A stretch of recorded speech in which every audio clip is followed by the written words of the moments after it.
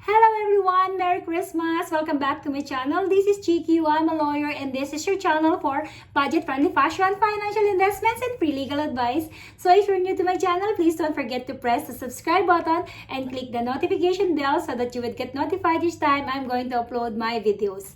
For today, we are going to present a requested video on passive income. So let's give a round of applause and a shout out to our requesting subscriber, Miss Benny Rose PS. I'm here to share with you guys my financial investments experiences to inspire you.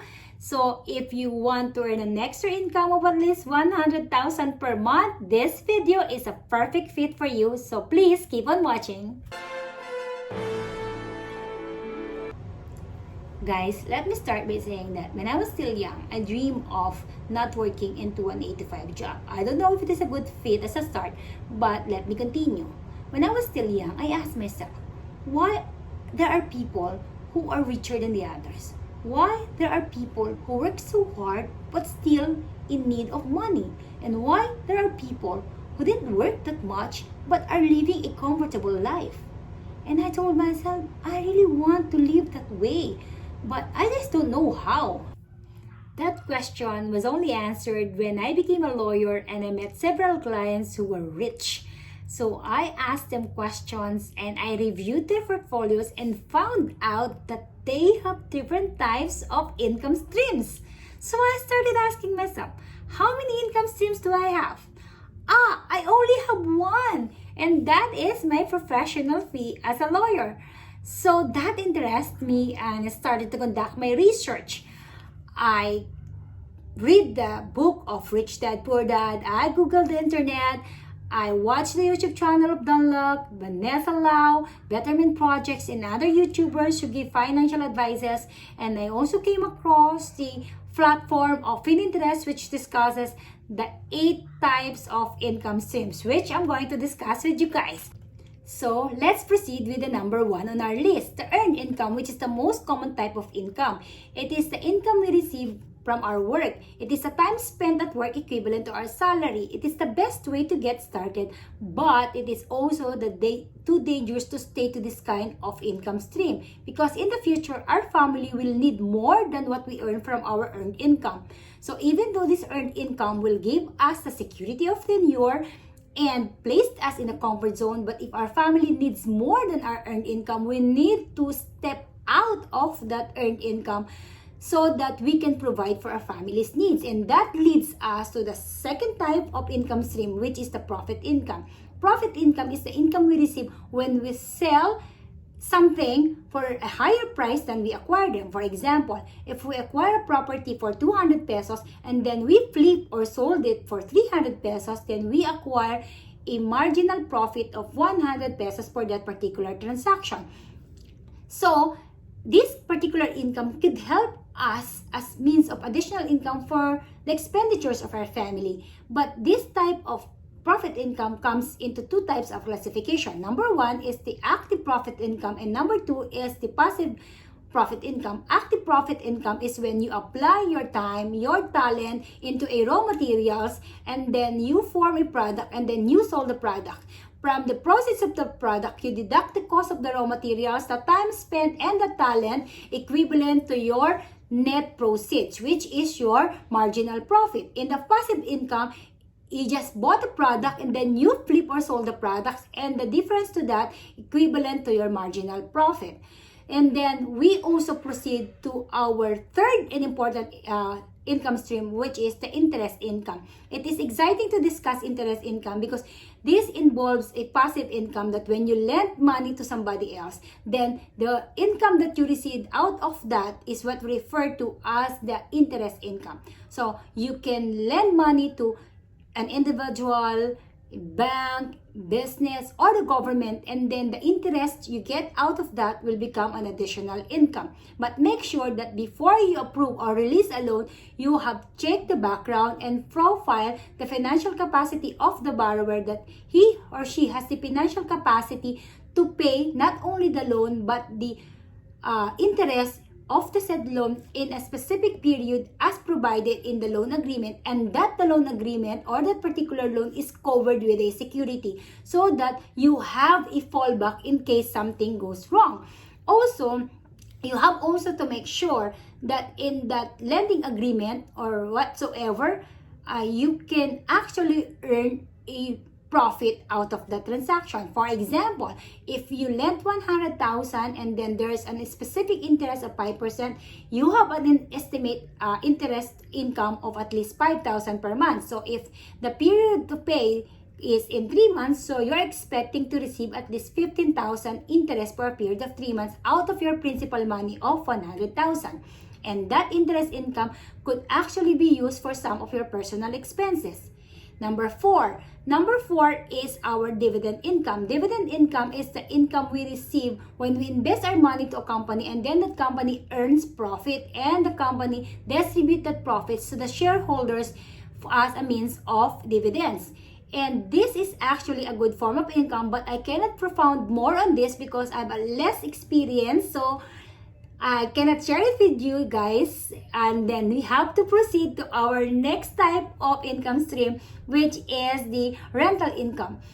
Rental income is the income we receive when we allow somebody to rent or lease our property, and then we receive something or money out of that rental purposes. So, for example, if you have a real property like a house and lot, a townhouse, apartment, condo unit, and these real properties are being rented, the proceeds thereof becomes your rental income.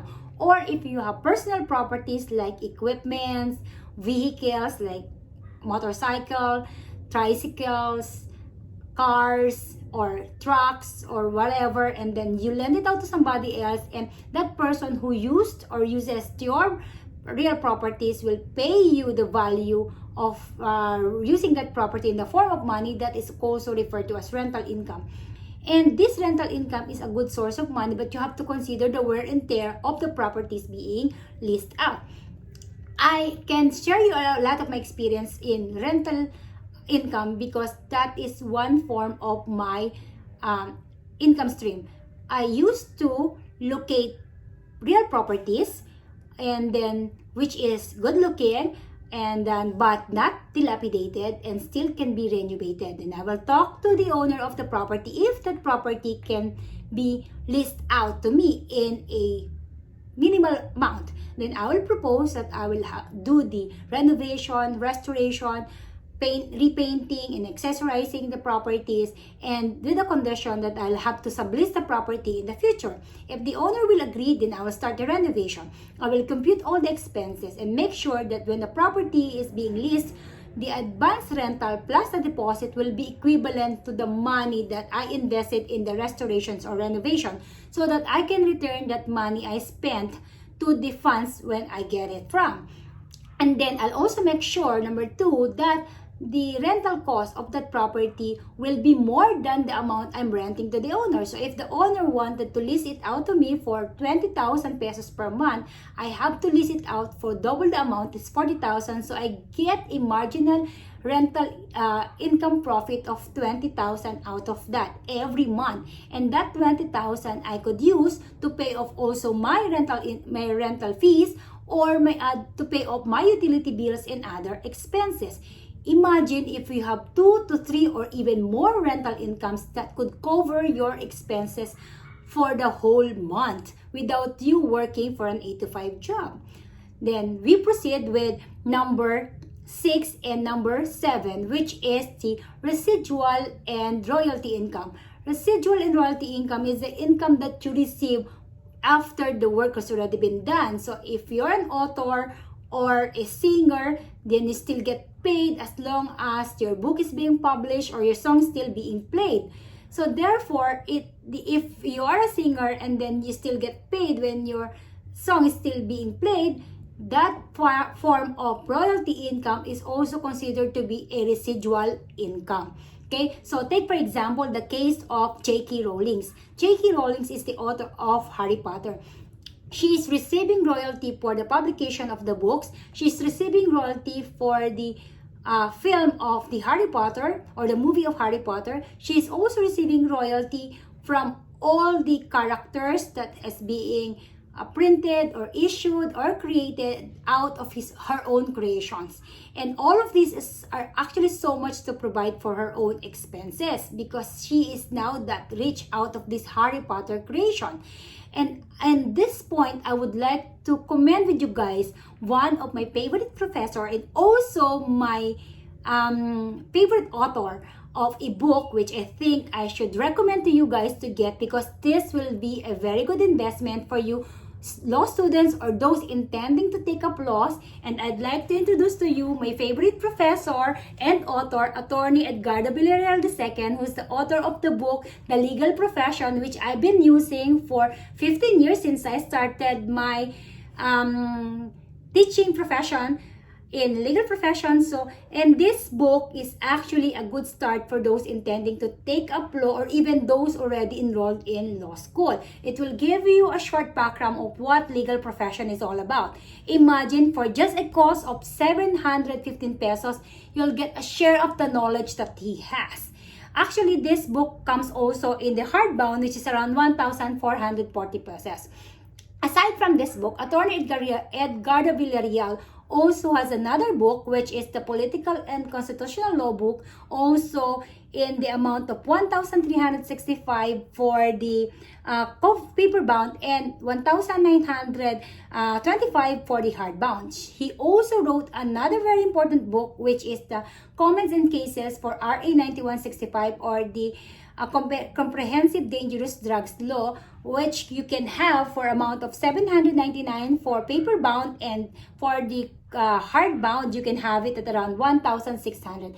For this very small amount of money, you can share a bunch of knowledge from a very intellectual and a scholar author of this book, which I recommend you guys to have a copy of. I'd like you to remember, guys, that education is still the best form of investment. So let's proceed with our last form of income stream, which is number 8, capital gains. Capital gains is the income we receive when the property we bought appreciates in value from the acquisition cost. So if we bought the property in the amount of 1 million and it appreciates in value, for example, to 1.5, the difference of which becomes our capital gains. Also, in real properties, for example, you bought a Chanel limited edition bag which has been discontinued and you acquired it for 100,000 pesos, and because it's limited edition and because it has been discontinued, it appreciates in value due to high demand and it becomes 150,000 in cost, then the difference of which becomes your capital gains because it appreciates in value. I know that this video is taking up so long, so let's dive into the most important part, which is to earn at least 100,000 pesos per month without quitting your 8 to 5 job. Let us not skip the earned income because we can use it in our advantage if we are a professional, skilled person, or talented individual. If we are a lawyer, doctor, engineers, or CPA, we can be consultants to some companies or individuals who require our services in charge for consultancy fee. We can do this even without physically reporting to that company who requires our services and then earn extra cash. If we know how to dance, then we can be a dance instructor online. If we know how to play instruments or sing, then we can be an instructor online. We can also teach yoga, we can be gym instructors or whatever, and then we can earn some extra cash for our pocket. But if we do not want to do this, but we have extra cash to be used, then we can choose to invest this money to buy some stocks and then earn dividends at the end of the year, or we can loan this money, earn in interest, or buy properties and get out of this profit or capital gains. Depends upon what we think is best suitable for us. But at any rate, if you still have any suggestion on how we can earn additional income, please feel free to write it down in our comment box and I'll be happy to share it with our viewers and subscribers. Also, if you have any suggestions on what topic you would like me to discuss, please write it down in our comment box and I'll be happy to interact and discuss it with you. Thank you very much, guys, and I hope to see you again in my next video. Bye!